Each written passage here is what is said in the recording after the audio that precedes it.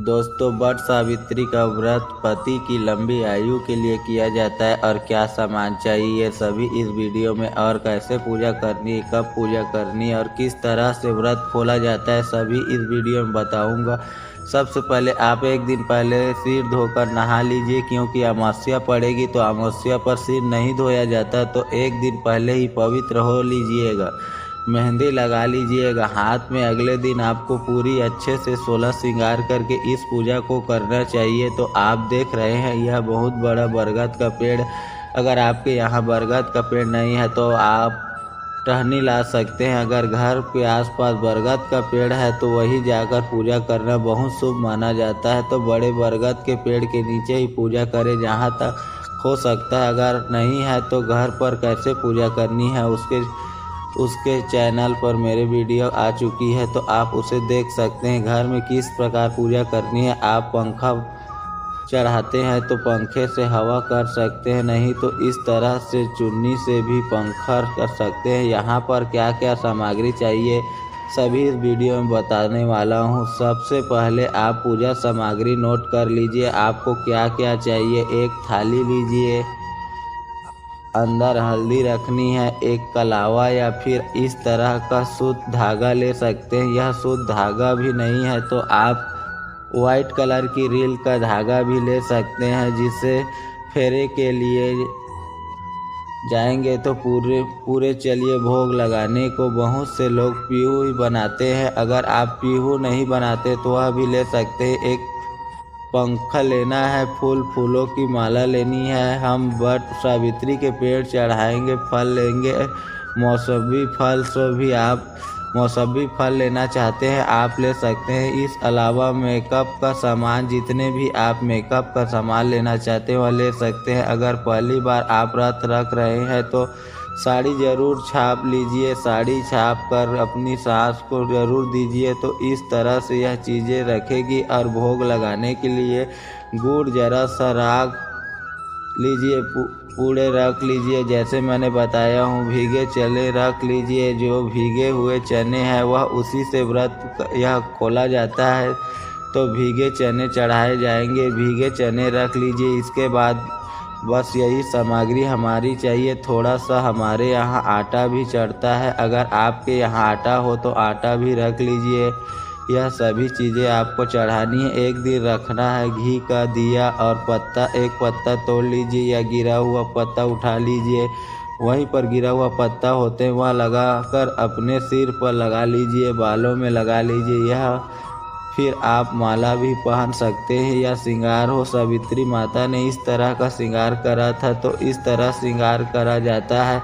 आपके पास आपकी शादी हो चुकी है तो वह जरूर से और ले पूजा करिए, बहुत शुभ मानी जाती है।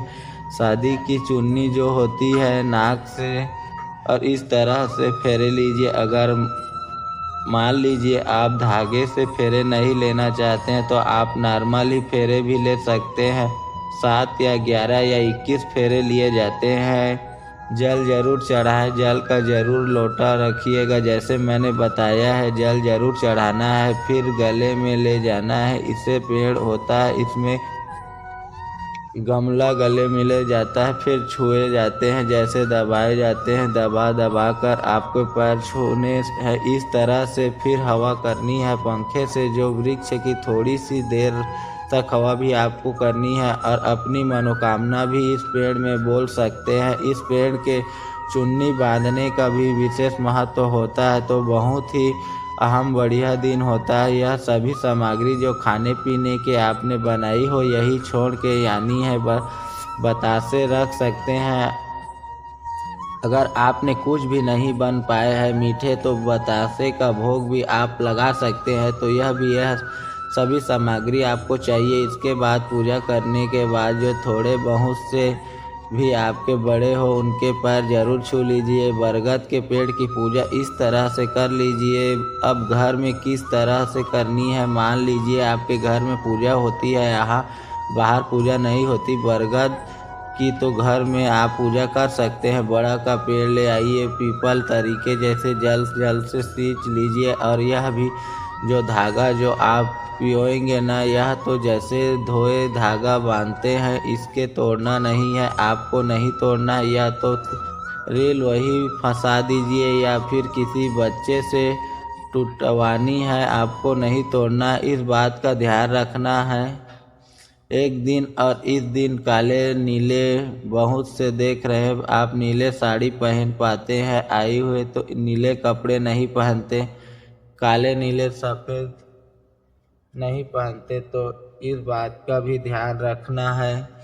आपको हो सके तो लाल या पीले वस्त्र बहुत ही शुभ माने जाते हैं इस पूजा में। और बहुत से लोग आप देखेंगे कि सिर धो के आए हैं, सिर भी नहीं धोया जाता। अमावस्या के दिन इस तरह से आप पंखा जरूर करिएगा। जो भी आपने जो सामान चढ़ाया हुआ आप दक्षिणा जरूर रख दीजिएगा उस सामान के साथ। जो जैसे कि आपने जो चढ़ाया है उसमें 2 दक्षिणा जरूर रख दीजिए और फिर वह सामान वही छोड़ के आना है, कुछ भी आपको नहीं लेके आना है। आप फिर सिंदूर, बहुत से लोगों के सिंदूर चढ़ाया जाता है, सिंदूर बरगद के पेड़ पे लगा के 7 बार सिंदूर बरगद के पेड़ में लगाना है, फिर सिंदूर 7 बार लेना है। एक रसोई भरना होता है। अगर आपके यहाँ खोइचा भरा जाता है तो ऐसे ही फल हो जो आपको चढ़ाया है, उससे भी फल आपकी झोली में ले लेना। आप झोली में लेकर आ सकते हैं उस फल को। तो यह खोइचा भरना होता है। माँ सिंदूर लगाकर 7 बार सिंदूर बरगद के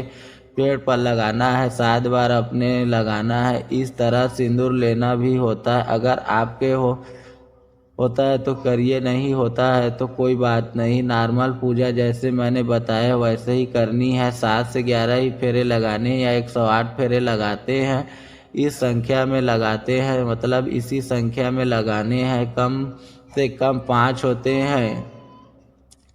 अगर मासिक धर्म आ चुका है और आपको पूजा की विधि नहीं पता है किस तरह से करनी है तो बता देता हूँ। मासिक धर्म अगर आ गया है और वृक्ष की आपको पूजा करनी है तो आप अपने हस्बैंड से करा सकती है, बच्चे से करा सकती है, या फिर वही किसी लेडीज से जो उससे भी आप यह पूजा करा सकती है। आपको अपने आप नहीं करनी है यह पूजा, अपना सामान लगा के लेके जाइएगा और इस तरह से कर लीजिएगा कि जो पूजा लेकिन करनी जरूरी, व्रत जरूर रखना है। अगर गर्भवती महिला है तो ध्यान देना है, आपको वह वृक्ष के फेरे आपको नहीं लगाने हैं, परिक्रमा नहीं करनी है, नॉर्मल तरीके से ही आपको पूजा करनी है। और आप वह फेरे के नाम के जो 7 बार वही की जो आपने सामान रखा है वहीं पर ही आप 7 बार फेरा लगा सकते हैं।